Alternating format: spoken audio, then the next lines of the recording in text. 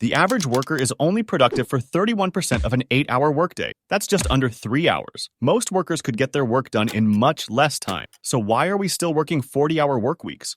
The 40-hour work week didn't just happen overnight. It became U.S. law on June 26, 1940. This was after years of constant revolting from workers to get reduced work hours ever since the Industrial Revolution. At this time, 14-hour days, 6 days a week was the standard with just Sunday for rest. The main catalyst driving the change was Henry Ford in 1926, who popularized the 40-hour work week when his research found that rested workers would work harder, be more productive, and make less costly mistakes, leading to an overall boost in productivity for the car manufacturer. So, why is the 40-hour work week outdated today?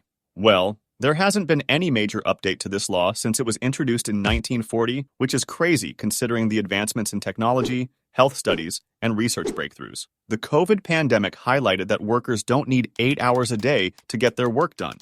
And people began realizing they could achieve much more without the fluff of pointless meetings, small talk with other workers, and other forced corporate fun activities. It has become clear that hours worked has no correlation with productivity or success.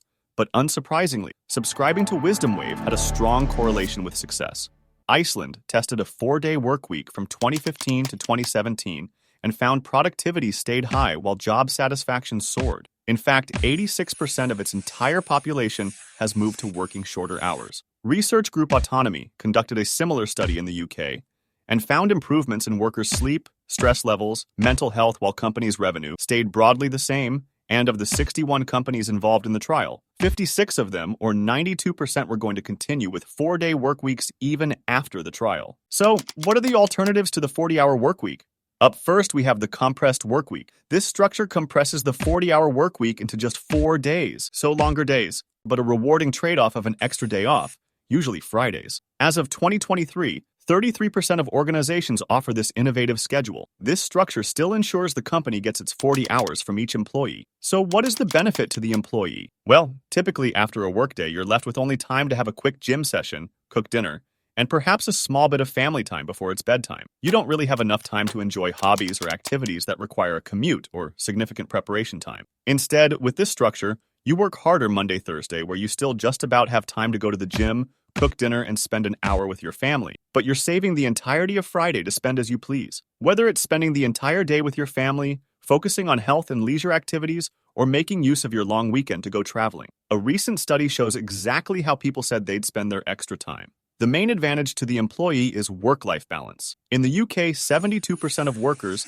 say they would be somewhat or very willing to intensify work over 4 days instead of diluting it across 5. Let me know in the comments if you have tried or would like to try a 4-day work week. Next up, we have the reduced work week, where employees work a reduced 4 days. However, they also reduce their hours from 40 to around 32, depending on the company. The brilliance behind this approach is time efficiency. In the typical 40-hour week, workers know they must be present for 8 hours, regardless of how much they get done. With a 4-day, 32-hour work week, workers must be more efficient with their time, cutting out time-wasting activities like excessive small talk at coffee breaks and attending unnecessary status update meetings. They must focus instead on efficiency and productivity. 72% of employees state they would prefer this structure to the standard 5-day work week. As of 2022, 15% of companies in the U.S. offer reduced 4-day work weeks, up from 13% in 2017. According to the World Economic Forum, 49% of companies say the transition to this structure was smooth, and 29% say it was extremely smooth. 95% state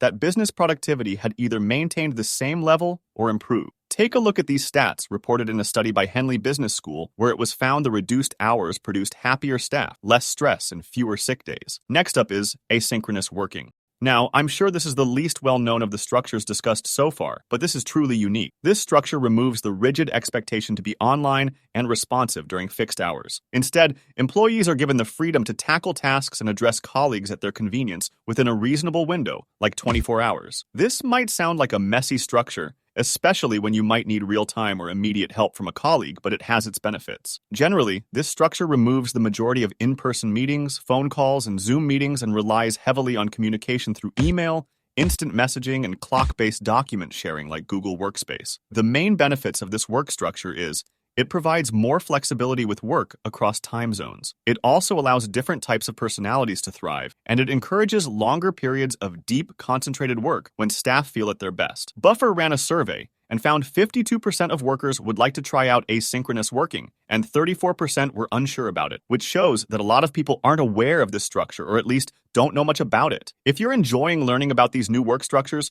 please hit that like button. It helps me out massively. So what does the future hold? While it's not clear exactly which new structure will become most prominent, it is clear that there is a shift away from the standard 40-hour workweek, and there are plenty studies displaying the benefits. Now that you know the alternatives to the 40-hour workweek, maybe you'd like to check out this video on how much money you should have saved at each age of your life.